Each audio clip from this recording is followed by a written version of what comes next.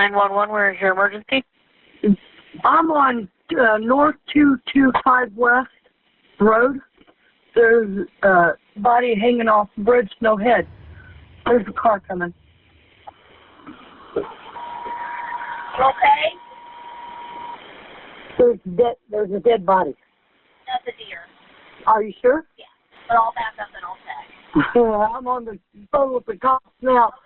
Okay, she thinks it's a deer? No, it's a body. It's a body. From what I can tell, it looks like an arm. Yeah, that's what I've seen, with no head. I'm freaking out. You're fine. I'm going to pull over and I'm going to stay with you. Okay. I never seen something like this. On August 20th, 2020, officers responded to this bone-chilling phone call. At 5 a.m., they swarmed the Sugar Creek Bridge, and upon arrival, they were taken aback by the ghastly scene before them. What had momentarily been mistaken for roadkill was a deceased, middle-aged woman. Her body was badly bruised, her arms were bent at odd angles, and most disturbingly, her head was gone. How and where she'd been left only made the scene harder to stomach. Closer inspection revealed that she wasn't next to the bridge's guardrail. Rather, she'd been stuffed underneath it, so that her upper body was splayed out on the road while her legs hung limply off the side of the bridge. At the same time that police were working to make sense of what might have happened to their headless Jane Doe, Indiana resident Michael Parks was making a 911 call to report his wife, Hope Parks, missing. Hi, my name is Michael Parks, and me and my wife, we kind of got into an argument Tuesday, and I haven't seen her, and I'm getting worried. Okay, what's her name? Hope. Somebody picked her up. She got into a car with somebody, and they left. It was either a silver or a white, like, Honda Civic. Following this call, a sergeant from the Crawfordsville Police Department briefly spoke with Michael over the phone to get a description of his missing wife. Michael described a few of Hope's tattoos, one being a heart with his name on it. After police inspected the body's tattoos, Michael was instructed to immediately make his way to the Crawfordsville Police Department to speak further about his wife's disappearance. Only when he arrived at the station was Michael informed that the headless woman they'd found that morning matched his description of his wife. For the sake of the investigation, he was immediately escorted into an interrogation room, where the following never-before-seen footage was recorded. One thing I do, I record everything because my notes suck. I can't write with crap. So I do record everything. One thing, what is your full name, sir? Michael Dale Parks. Okay. Interrogation rooms can be scary places, but Michael has been brought into a soft interrogation room. This is highly unusual. These soft rooms are primarily used for victims, usually children. As the grieving husband, the police may have chosen this room to offer him a bit of comfort. However, in most cases, the spouse is the prime suspect until they're cleared. If the police do suspect Michael, the choice of a soft room could then be an attempt to put him at ease. As well, the detective is making sure to alleviate any of Michael's possible concerns by telling him that the recording is for the detective's own notes. What'd you call the police department about? I'm worried about her. You're worried about your wife? Yes. Okay. Why? What's going on? We've been arguing over my son for the last couple of months. Okay. He's in and out of drugs. Can't keep a job. He brought drugs into the house. I kicked him out. I don't want him there. She wants him there. It got to the point where I told her to choose between me or him. One of us has got to go. Well, he left. She's been wanting him to come home. I say no. He got a speeding ticket and the proof of no insurance or whatever they call that. He has the car. It's his car. It's in my wife's name. Oh, okay. But he paid her for the car. He never took the title. I told her to give it to him, cancel the insurance. She never did. So that's how the argument started. In just the first few minutes, Michael has made several assertions that indicate possible control issues. He's cited several instances where he's told his wife what to do rather than communicating and making decisions together. She texted me, asked me if I called the insurance. I said no. I said, I haven't had time. You can read it. Okay. Let's see.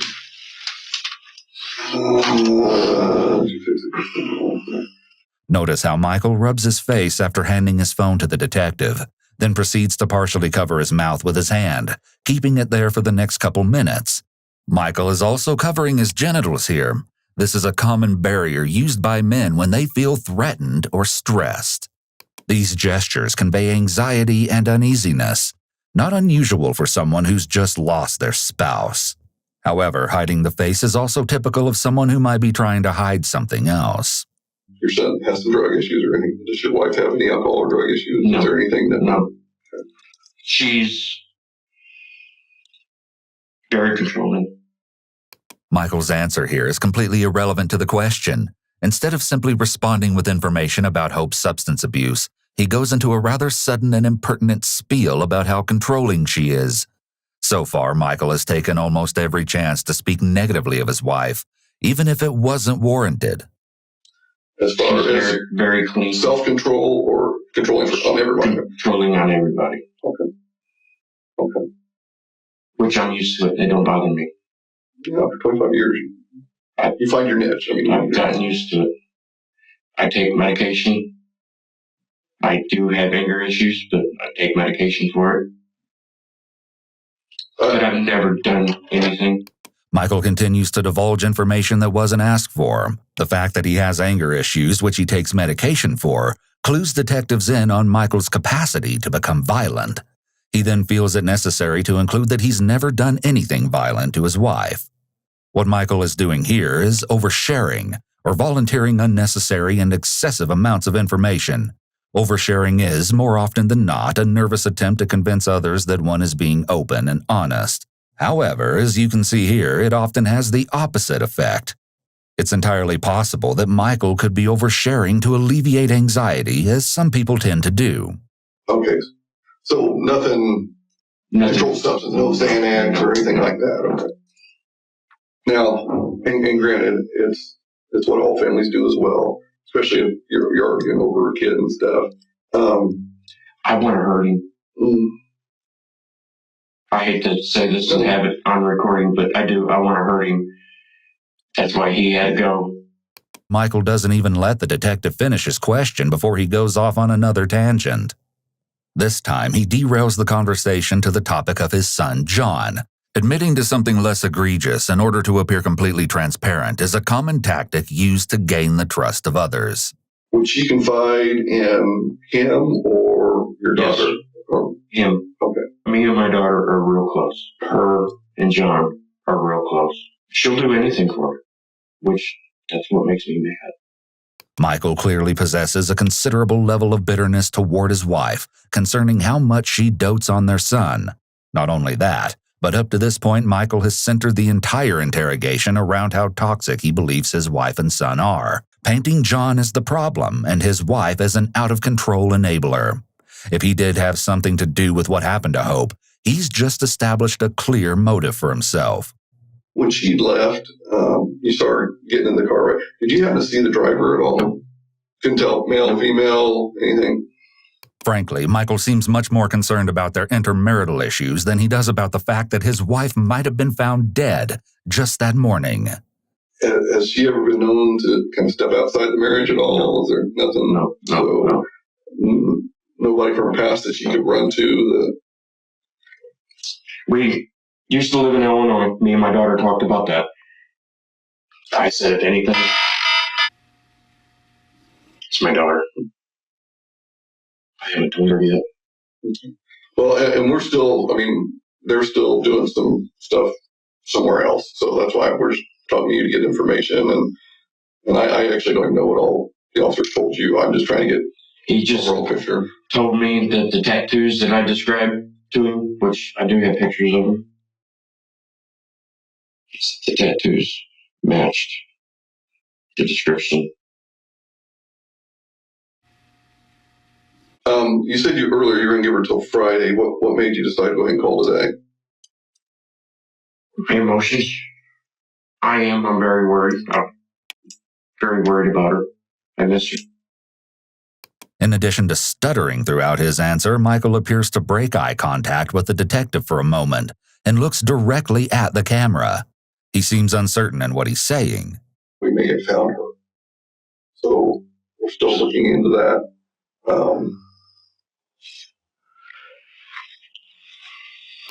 Before now, Michael has been informed that the tattoos found on the headless woman matched those of his wife. However, hearing the news again begets a distressed reaction, which is expected. He covers his mouth with his hand and looks away from the detective. He also uncrosses his leg, a shift referred to as an anchor point movement. When someone is stressed, you'll commonly see shifts in their anchor points. In the case of a person who's sitting down, like Michael, their anchor points are their legs, buttocks, and back. Though his physical reaction is appropriate, it seems oddly void of the usual overwhelming anger or sadness that you might see from someone in Michael's position. What made you think that something had happened to her?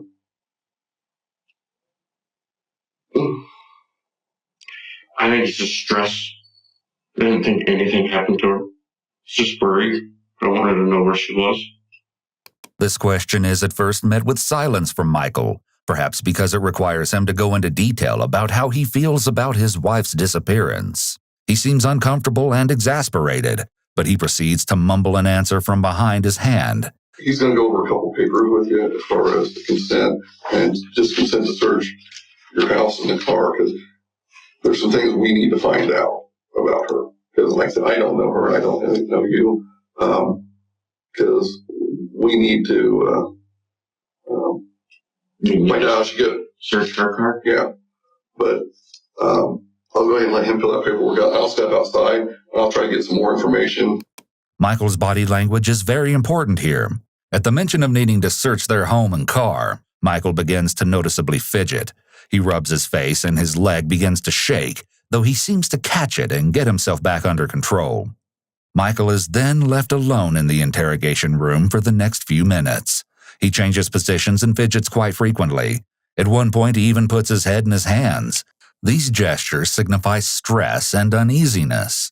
What we'd like to do is be able to get consent, and we'd like to be able to get that from you. Is that something you'd be willing to do? I can bring you the car right now if you want. Normally, a search warrant is required to search someone's property. It's common knowledge that in order to obtain a search warrant, police must have probable cause, or specific facts that would lead a person to believe that evidence of a crime is located on someone's property. However, it's a lesser-known fact that police can simply ask an individual for permission to search their property. The owner's written consent is just as valid as a search warrant, and officers will often try to garner consent to search from the suspect first, especially in time-sensitive cases, as it saves them a lot of precious time and resources. Okay. I'm going to go over this with you, okay, sir? Are you able to read and write and understand the English language? Okay. So... Note how his hands are positioned. When a person feels threatened or stressed, they'll sometimes subconsciously take up a position that protects or covers their vital body parts.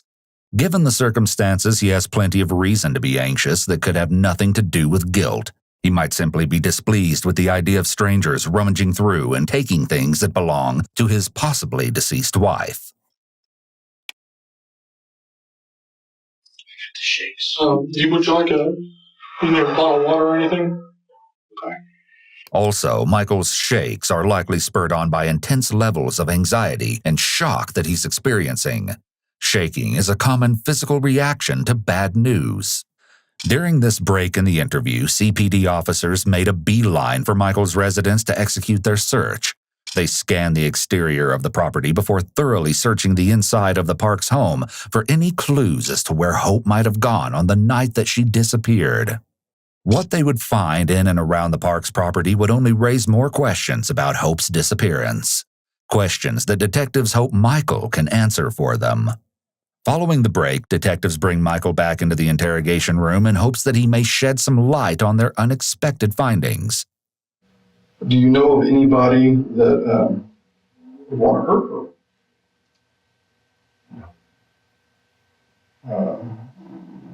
You said she wasn't close to anybody else. I mean, somebody that would be, She knows how to piss people off, I can tell you that. She knows how to piss people off, or you know how to piss people off? No, she knows how. It's chilling that Michael can describe his wife in such a shocking and insensitive way right after she's been found so devastatingly mangled and discarded. Perhaps he's using a bit of humor to cope with his feelings, or perhaps detectives are getting a peek into Michael's true feelings toward his wife. Part of what we were looking for, and we found some blood at your house. Would there be any reason why there would be blood at the house? The question of the blood is sprung on Michael quite suddenly, likely in the hopes that they'll catch him off guard in a lie. This is called a bait question. The detective will carefully observe Michael's behavioral responses to this question. Me? I cut myself. My finger. I smashed my finger. There was some blood located in the garage. That would be when I smashed my finger. I was doing the transmission. And you say you saw the motor and stuff in there, didn't you? Mm-hmm. See the truck? It's a badass truck.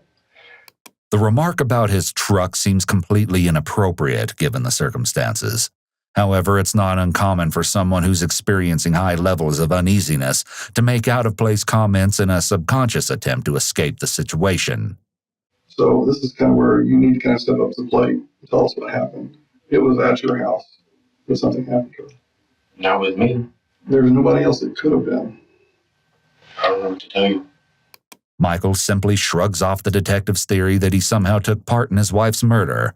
A person in his position would typically react with some measure of shock or outrage at such an accusation.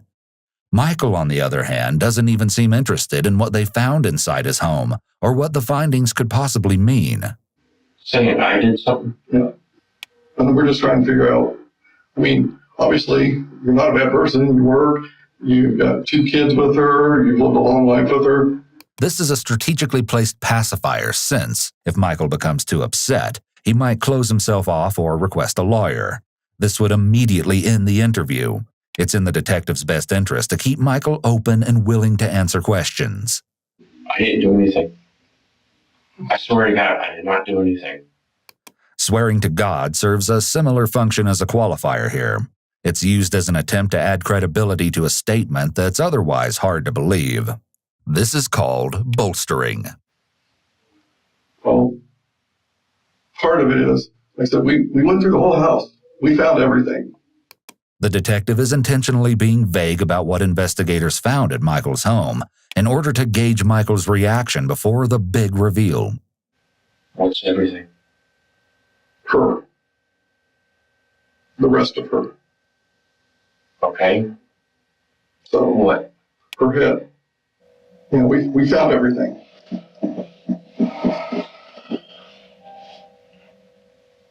This is a critical moment in the interrogation, but caught under the microscope of what should be a bone-chilling reveal, Michael's response is rather dull.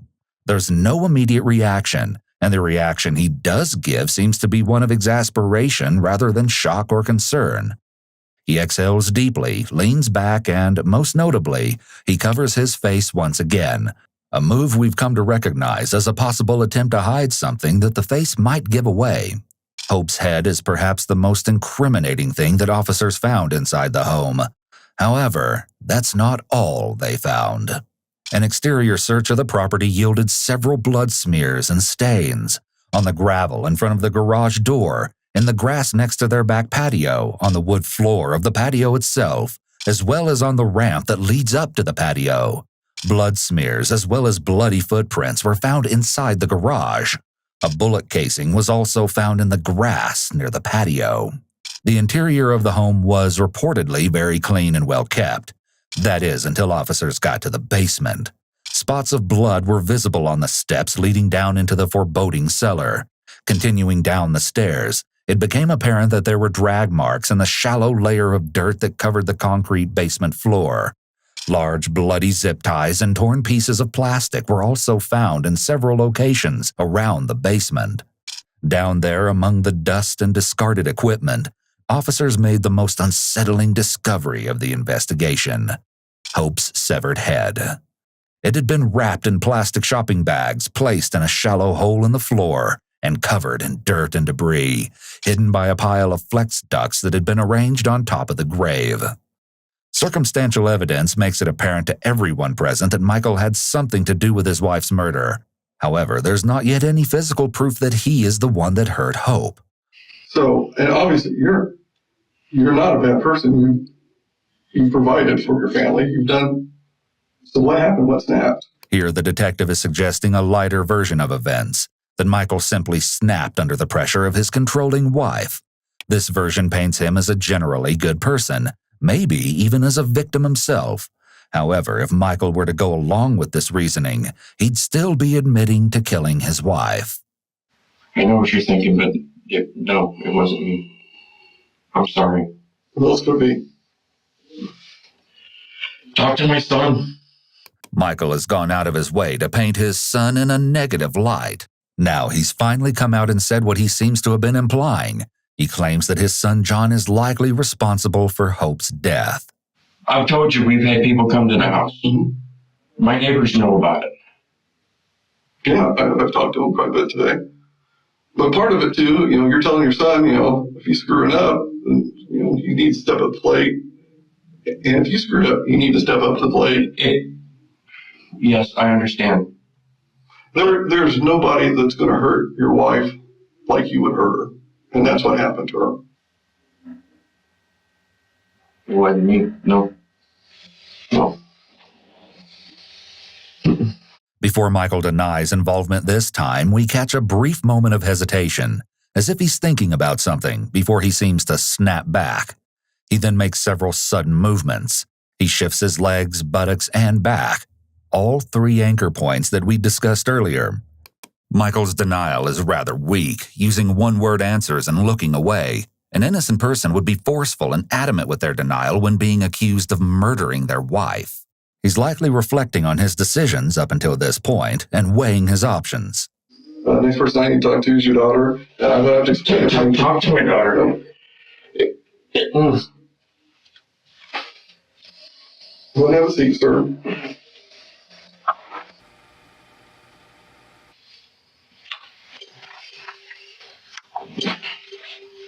The detective instructs Michael to sit back down to reassert his authority and for safety reasons, as he wants to be able to see him.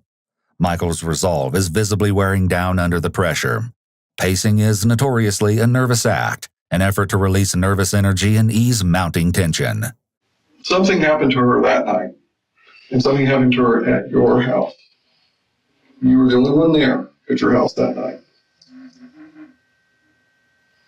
I guess this is the part where I need a lawyer, because you're not listening to me.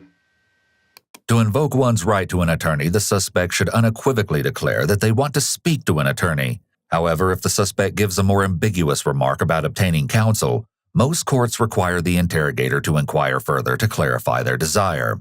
Michael has not yet stated clearly that he wants legal representation. I guess this is the part where I need a lawyer. Therefore, detectives can legally continue to question him, but ideally should have clarified if he was requesting counsel or not before continuing. Otherwise, they risk the rest of his statements being inadmissible. I'll answer your questions. I'm just saying, I didn't do this. Okay. And you can ask me this 100 times, and I'm still going to tell you, I did not do this. You're the only one at the house. You're the only one who could know what happened to your wife. Okay? You didn't mean to do this to her. Michael's body language indicates that he shut down.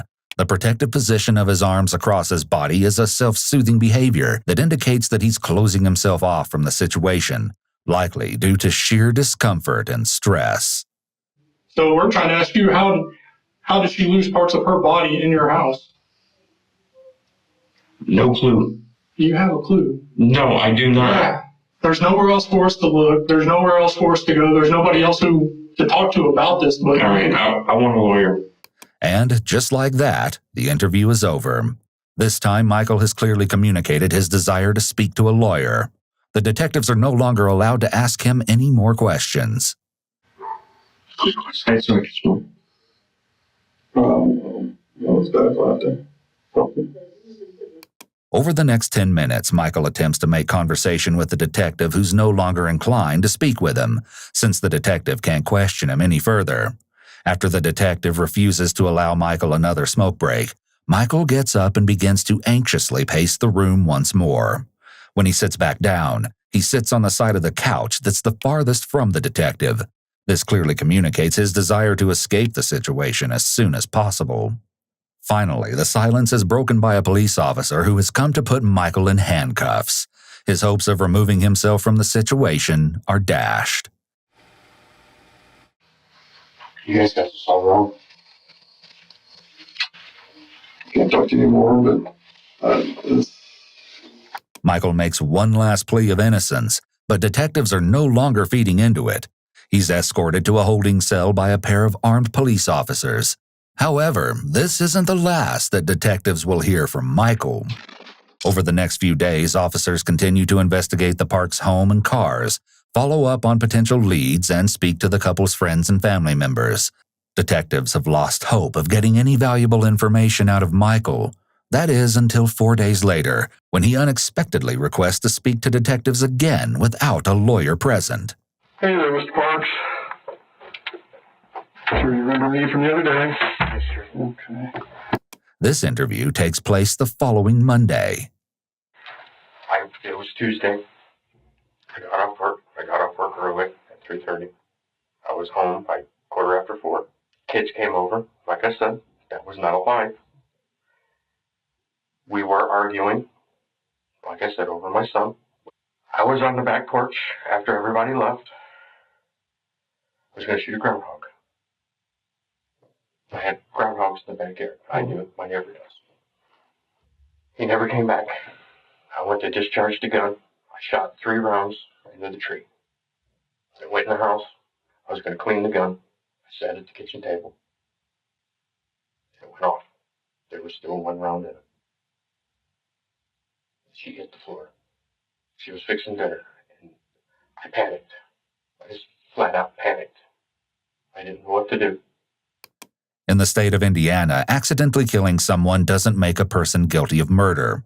To be considered a murder, the prosecution must prove that the killing was intentional. Therefore, if detectives accept Michael's version of events, then the most Michael can be charged with in the state of Indiana would be reckless homicide. Even then, in order to win a reckless homicide charge, the prosecution would have to prove that Michael was acting recklessly, and that his recklessness somehow led to Hope's death. There was blood everywhere. I covered it up. I picked everything up. I cleaned the mess up.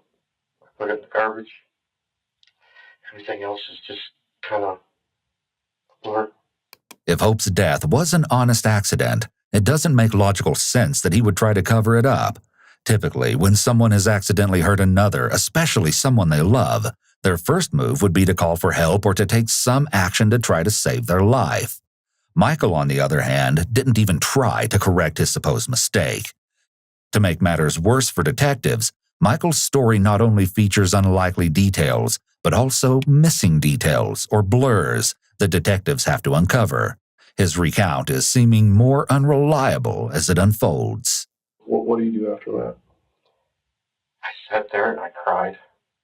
I thought about everything that was going on with fighting, with John, with the gun. Nobody was going to believe me. Michael has gotten to what is supposedly a very emotional and traumatic moment in his story. Therefore, it's odd that he recounts it with little emotion. His lack of emotional reaction over the course of the interviews is noteworthy. I didn't know what to do. I'm sorry I lied. No, that's fine. Now here's a chance for you to tell us what happened. So she's on the floor. You're upset, obviously. What did you do at that point? I wrapped her in a tarp and took her down to the basement. I cleaned everything up. By telling detectives how he moved the body and cleaned the scene, Michael might have just unknowingly admitted to tampering with evidence. Even if he does secure himself a lesser murder charge, the prosecution could potentially use that information against him to get him more jail time. When you took her downstairs, you said you wrapped her up in a tarp. There was a blue tarp. Michael covers his face entirely with his hand, and his voice breaks as if he's crying. It doesn't seem that there are any other indicators of genuine emotion, though. No sniffles, tears, or heavy breathing. If this is an attempt to feign sadness, it's a rather lackluster one. It's more likely that this performance is an excuse to hide his face, which Michael has proven to do when he's lying. I only know about guns and what people tell me, so I'm just regurgitating information as far as... That's the only gun I've ever fired. Okay. The closer you are to something or somebody, you get more residue, and the further away, the less residue you get when you fire the gun. So she seemed to have some residue around the entry wound. So that would indicate that the gun would be closer, well, 4 or 5 feet. This single piece of evidence puts a rather large hole in Michael's story. If Michael can't bridge this gap between his story and the evidence, it would be nearly impossible for Michael's attorneys to prove that the shooting was accidental. And for me to be able to help, I gotta know your side. I don't know how close she was standing. I know that she was getting ready to fix dinner. That's all I know. And I sat down. I had the gun in my hand. That's when it went off. I'm telling you, I did not do it deliberately. Michael likely knows that he's in a deep hole right now, since his assertion that he didn't deliberately shoot his wife isn't said with much conviction. On the contrary, it seems there are notes of desperation in his voice. He needs detectives to believe his story, yet he's likely very aware that his defense of "I don't know" isn't helping his case at all. The doctor and the gun shop, he actually put in his report that it was a contact wound, which means the barrel was close to the skin when it went off. Then maybe she was closer than what I thought. Now that detectives are back on the topic of the gunshot wound, Michael has wrapped his arms tightly around himself. This is a protective position that may be Michael's attempt at self-soothing. It's clear that Michael is uncomfortable with this subject, very possibly because he doesn't have an answer for it. So if you're at the table and she's at an angle, could I get some water? It seems that Michael might be asking for some water to create a break in the conversation, perhaps to buy himself time to think of a sufficient answer to the detective's questions. There's going to be 2 schools of thought on this. One, somehow you tragically shot her with the muzzle of the gun touching the back of her head. Or 2, there was a disagreement, there was an argument, and a snap, There was no bad judgment. No argument after everybody left. No argument. Were you still just upset from the argument earlier? It's just people on the outside looking in. I don't care what anybody else thinks. The whole thing was shooting her. If she was where she was standing, I don't know. If she was right there, I don't know. I did not stick the gun to the back of her head and pull the trigger. I did not do that. And all I'm telling you is the science proves differently. Then she was closer than what I thought. A lot closer. That's all I can say. Okay. You didn't want her to die. No. But circumstances led to her death. What was the mental capacity of you at the time? Were you so enraged from an earlier argument that she mouthed off something and you don't know what you did? The detective is offering Michael a way out by suggesting that his actions were simply triggered by something that his wife might have said.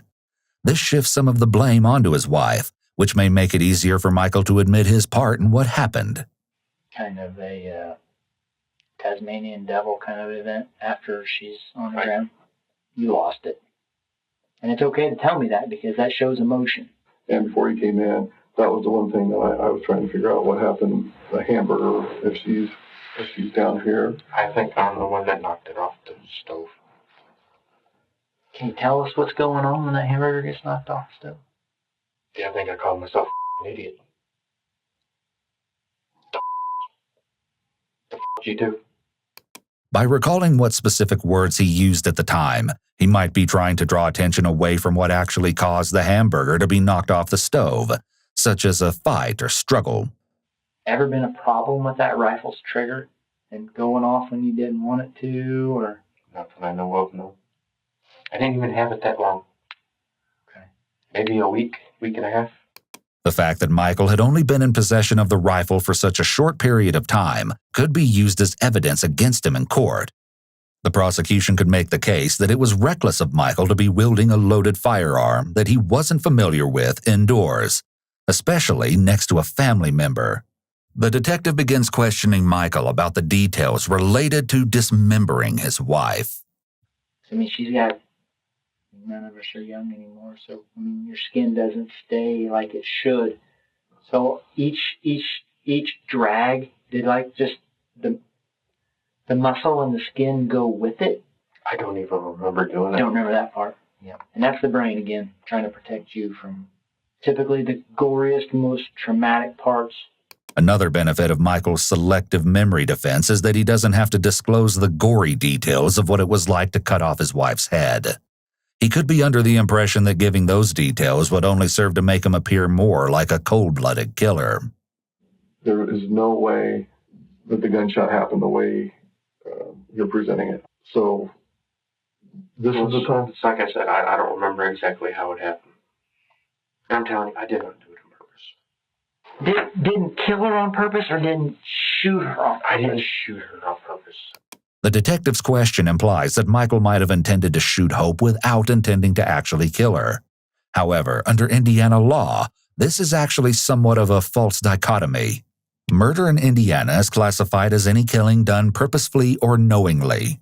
Here, knowingly means taking action without the specific intent to kill a person, but nonetheless with knowledge that death is substantially certain to occur.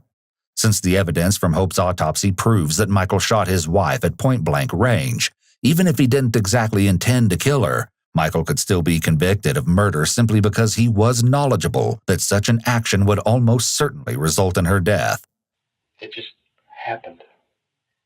So, in your opinion, would you call that just recklessness? It was just, I mean, because if you've got it up in the air, nobody's going to say, well, I mean, you couldn't have shot her if it was laying on the table facing down the hallway. Reckless, yes. Unbeknownst to him, under Indiana law, Michael has just admitted to reckless homicide. The conversation we were having at the time was over John. With the insurance, the car insurance. Because she lied to me over the car insurance. She told me that she was going to cancel the insurance. This detail makes the circumstances surrounding Hope's death much different. He's admitted that he and his wife actually were arguing at the time he was in the kitchen with the gun, whereafter she turned around and walked away.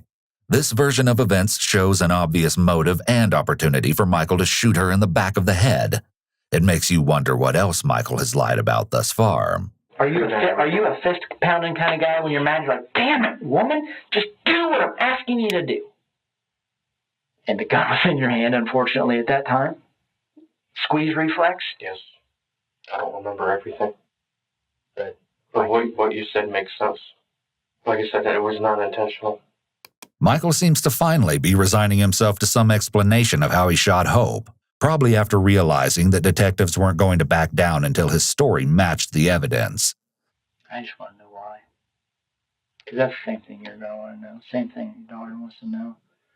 When your son wisens up, it's the same thing he's going to want to know. I know why it happened, and I can never tell him. I can't do that to him, because that's the reason why I pulled the trigger. Not intentionally. Again, Michael cites his son as the reason for his plight. However, this is the first time he specifically said that John is the reason that he killed his wife. He quickly tries to backtrack, though the statement implies that Michael is probably more aware of the reason behind Hope's death than what he's letting on. He may have slipped up due to stress and fatigue from the long interrogation. After 4 long hours, the interrogation is now over. Michael is escorted from the interrogation room without further incident. Following his interview, Michael was moved to Montgomery County Jail, where he sat for almost 2 years. He was scheduled to stand trial in front of a jury on May 9, 2022. That is, until investigators made a single haunting find that would spell doom for Michael's case. It was discovered that prior to Michael murdering his wife, he'd been doing online research on the effectiveness of bottle silencers. Bottle silencers are makeshift gun silencers constructed simply from plastic bottles. Not only that, but he'd also looked into whether pillows could be used to muffle gunfire. This discovery proved that the murder of 44-year-old Hope Parks was indeed premeditated, and under Indiana state law, crushed all possibility of Michael receiving anything less than a murder charge. On May 6, 2022, Just 3 days before he was scheduled to stand trial, Michael changed his plea from not guilty to guilty and accepted a negotiated plea deal. On May 9th, Michael Parks was found guilty of the murder of his wife, Hope Parks. He was sentenced to 50 years in prison without the possibility of parole. We reached out to Michael through email to see if he would be willing to share his side of the story and answer some of our questions about the case. At first, we didn't hear back, but when Michael finally responded, he stated that he would only participate in a discussion if we met his list of demands, including $300 to be put into his commissary account and for a fan and a television, specifically 36 inches or more, to be shipped to his facility. We did not agree to any of these terms and are still waiting to hear back if Michael will speak with us. Michael is set to be released in 2070 when he is 94 years old.